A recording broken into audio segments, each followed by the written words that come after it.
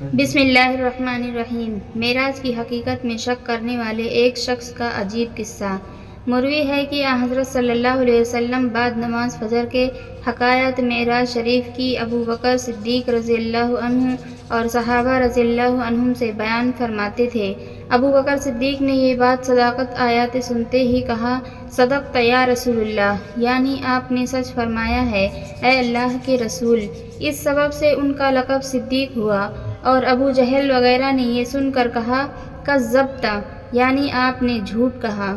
اس واسطے کافروں نے خطاب کذاب و زندیق و ملعون کا دیا گیا، اور جو کوئی حضرت ابو بکر صدیق رضی اللہ عنہ کے موافق رسول اللہ صلی اللہ علیہ وسلم کی معراج پر تصدیق کرے گا، وہ بے شک حضرت ابو بکر رضی اللہ عنہ کے صدیقوں کے مرتبے میں ہے، اور جو کوئی منکر معراج کا ہوگا یقیناً مطابق ابو جہل کے لعین ہے۔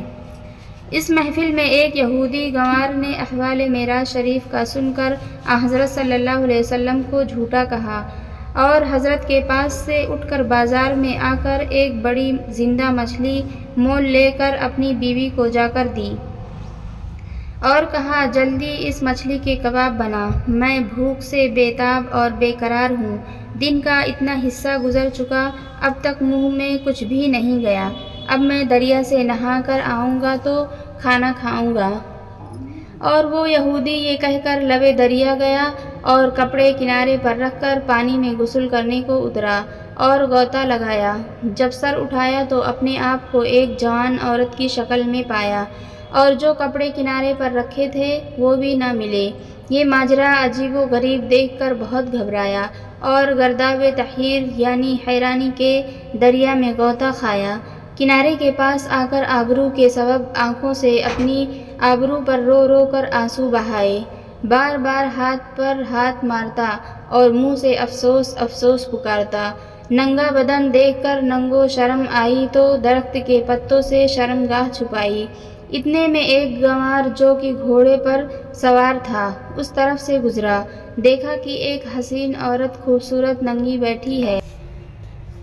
وہ اس پر فدا اور شیدا ہو کر اس کا ہاتھ پکڑا اور گھوڑے پر چڑھا گھر میں لے گیا اور اپنے نکاح میں لایا۔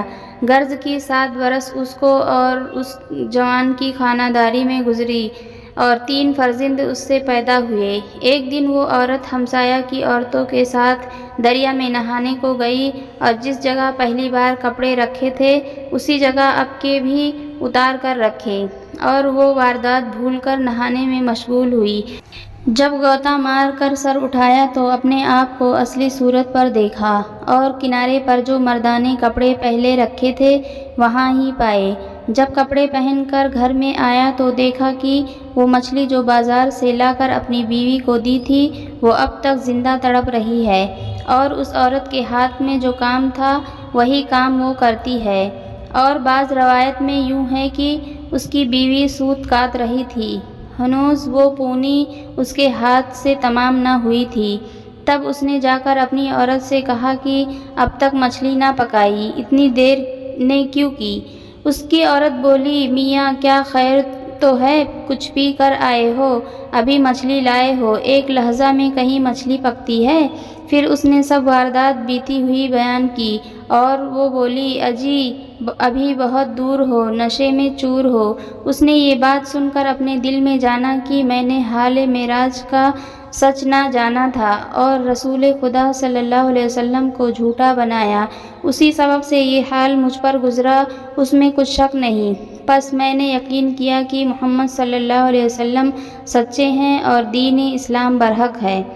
حاصل کلام یہ کہ اس یہودی کو اسلام کی خواہش ہوئی، اسی وقت جناب رسالت مآب کے پاس آیا، دیکھا کہ آپ معراج شریف کا احوال بیان فرماتے ہیں۔ تب اس نے عرض کی، یا رسول اللہ، معراج کو میں جھوٹ جانتا تھا، سو اس کی سزا پائی۔ صحابہ نے پوچھا، تو نے کیا سزا پائی؟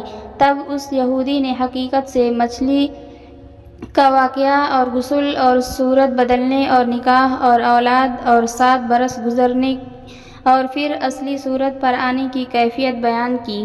یہ بات سن کر تمام صحابہ سجدہ شکر جناب رب العالمین کا بجا لائے اور کہا یا رسول اللہ صلی اللہ علیہ وسلم، یہ معجزہ خاص آپ کے واسطے ہے، کسی کو ایسا عنایت نہیں ہوا۔ آخر وہ یہودی ایمان لایا اور ابو جہل کو کچھ اثر نہ ہوا اور کہا کہ یہ سب فریب بازی اور افطرہ سازی ہے۔ تب حضرت صلی اللہ علیہ وسلم نے ارشاد فرمایا، یعنی جس کو اللہ راہ دے پھر نہیں بہکانے والا کوئی اس کا، اور جس کو اللہ بہکا دے پھر کوئی نہیں اسے راہ دینے والا۔ اور جب خبر معراج شریف کی مکہ معظمہ سے مشہور ہوئی تب اکثر اہل مکہ متفق ہو کر رسول اللہ صلی اللہ علیہ وسلم کے پاس آئے اور کہا کہ اگر آپ تمام احوال بیت المقدس کا ہم سے بیان کریں تو ہم آپ کے معراج کے حال پر ایمان لائیں، صدق و دل سے مسلمان ہوئیں، کیونکہ جب ہم علامات بیت المقدس کی خوب جانتے ہیں، اگر آپ آسمان پر گئے ہیں تو وہاں کا حال بھی آپ کو معلوم ہوگا، اگر تم سچے ہو تو نشان بیت المقدس کا بیان کرو۔ تب حضرت صلی اللہ علیہ وسلم کو بیت المقدس کے نشان بتانے میں تھوڑا سا تعمل ہوا، اس واسطے کہ احوال مسجد بیت المقدس کا بیان کرنا اس وقت کچھ ضروری نہ تھا۔ اتنے میں جبرائیل علیہ السلام خدا کے حکم سے بیت المقدس کو اپنے پروں پر اٹھا لائے اور حضرت صلی اللہ علیہ وسلم کے سامنے لا رکھا۔ اس وقت جو کچھ لوگ پوچھتے تھے پیغمبر خدا اس کو بیان کرتے تھے۔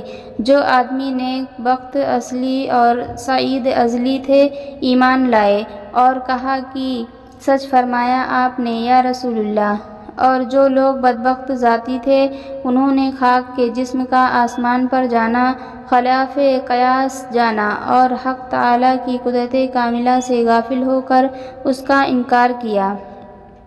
پس اے نیک بخت، اس نکتہ کو اچھی طرح سمجھ لو کہ حیت اور نجوم کے ماہروں نے رصد اور ہندسہ کی دلیل سے ثابت کیا ہے کہ چاند اگرچہ ستاروں میں چھوٹا ہے مگر جسم اور وجود اس کا زمین سے بہت بڑا ہے، اور بسبب گردش فلک کے ہزاروں برس کی راہ ایک لحظہ میں طے کرتا ہے اور اپنی حرکت سے مغرب اور مشرق کی طرف کی سینکڑوں برس کی راہ ایک گھڑی میں جاتا ہے۔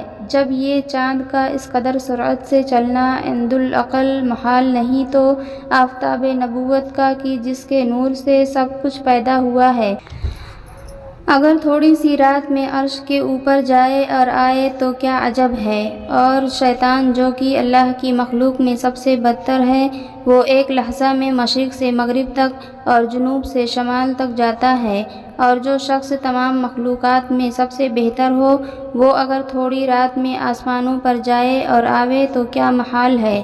اے نیک بختو، ذرا غور کرو کہ فرشتے جبرائیل علیہ السلام وغیرہ ہزاروں بار آسمان سے زمین پر آتے ہیں اور جاتے ہیں، اگر ایک بار حضرت صلی اللہ علیہ وسلم جو کہ سب فرشتوں سے بہتر اور افضل ہیں زمین سے آسمان پر تشریف فرما ہوئے تو کیا بعید ہے۔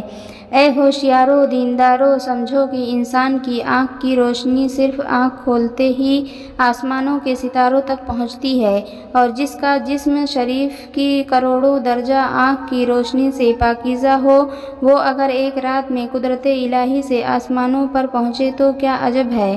اسی طرح کی ہزاروں دلیلیں حضرت صلی اللہ علیہ وسلم کے ثبوت معراج کی موجود ہیں، پر اس جگہ کلام کو زیادہ طول نہ دیا، اہل ایمان کے نزدیک اسی قدر کافی ہے۔